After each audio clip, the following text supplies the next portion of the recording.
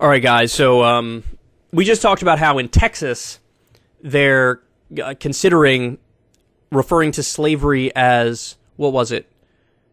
Involuntary relocation in the textbooks. Just rank propaganda, grotesque, trying to push American exceptionalism and bury the negative things that happened in our history. Well, now there's another similar story here. This is in Wisconsin. Wisconsin School District, this is from Business Insider. Wisconsin School District dropped book on Japanese American incarceration during World War II from curriculum, arguing that the story was, quote, unbalanced. Wow. A Wisconsin school board decided against allowing high school students to read a book about the incarceration of Japanese Americans in the U.S. during World War II. So this is Japanese internment. Julie Otsuka's 2002 book, When the Emperor Was Divine, was set to be part of an advanced 10th grade English curriculum at Muskego High School, located in Muskego, Wisconsin, and a part of the Muskego Norway School District. The historical fiction book, based in part on the author's own family history, highlights a Japanese internment camp in Utah. After Japanese forces attacked Pearl Harbor in 1941, Japanese Americans were forcibly placed in internment camps amid national racial discrimination, so the U.S. could prevent spying, according to a post by the Washington Post. While no spies were ever found, some of the prisoners who survived the camps returned to damaged homes. So there's some other facts in here that I wanted to show you. Anne Zielke, a parent of a student in the district, told NBC News that school board vice president Terry Boyer claimed the book offered an unbalanced account of historical events. Quote, what she said to me was that we actually need an American perspective, Zielke said, adding that the people in the internment camps were Americans. Quote, she clarified and said that she felt that we needed the perspective of the American government and why Japanese internment happened, Zielke added.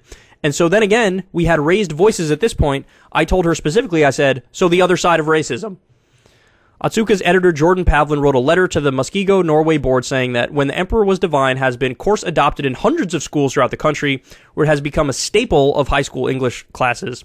Pavlin mentioned also that historical fiction has the power to open our hearts and eyes to lives far beyond our own experience. It has a unique ability to elicit deep compassion and empathy and to transport young readers into other times and cultures.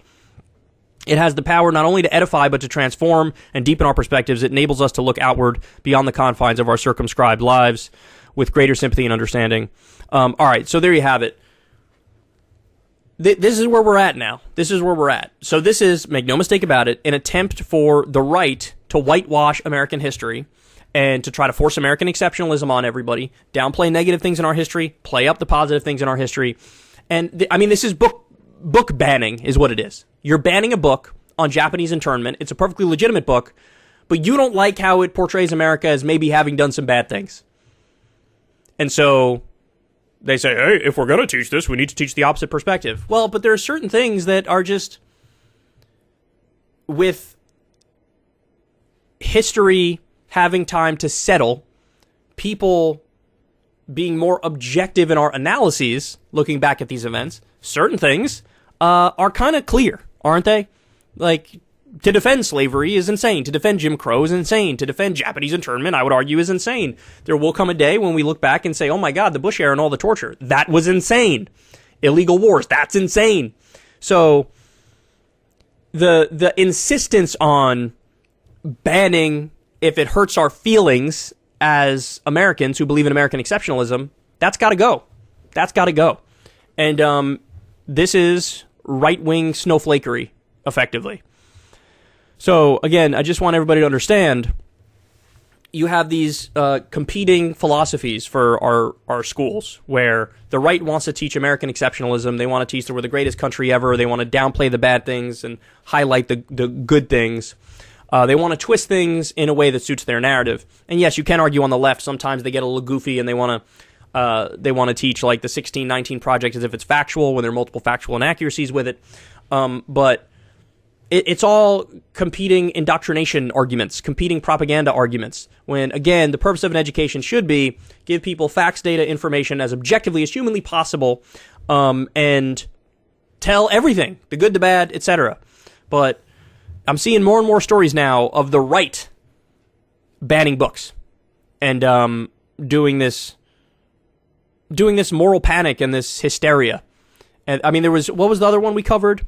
something about a unicorn. There was some book about a unicorn, and it was like talking about how it's okay if you're gay, and they wanted to ban that, and they did ban that because they thought, oh, this is like, gay propaganda or whatever. And the whole idea was like, no, you're okay as you are, you're good as you are. And they wanted to ban that because they feel like, oh, that's too political. And it's not good. Not good, man. The situation we're in is not good. And when we're at the point where we're banning Japanese internment stuff, what's next? Ban any historical discussion of slavery or Jim Crow? Is that next? Is that coming? The answer is, if they get their way, maybe. If you want to see me and Crystal Ball interview legends like Noam Chomsky, Cornel West, and more, subscribe to Crystal Kyle and Friends on Substack. $5 a month gets you the video version a day early. Remember, we take 0 ad dollars for this podcast. Or you can sign up on Substack for free and get the audio version a day later. Link in the video description box below.